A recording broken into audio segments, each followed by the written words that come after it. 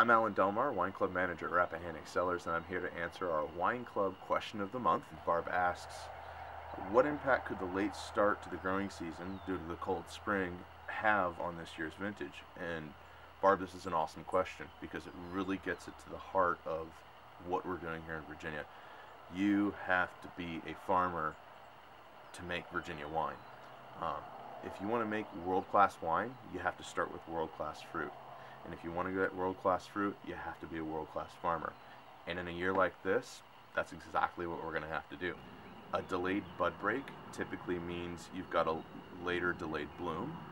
A later delayed bloom means a later delayed harvest. So you would think that your entire season is totally offset by the start of it, which is the idea, but it's not always the case. We could have this fantastically warm, dry growing season in the middle of the summer, just like we had in 2010.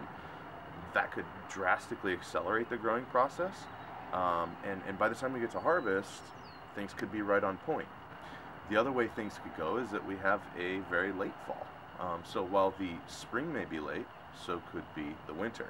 So you never really know exactly where this growing season is going to land and how it's going to turn out.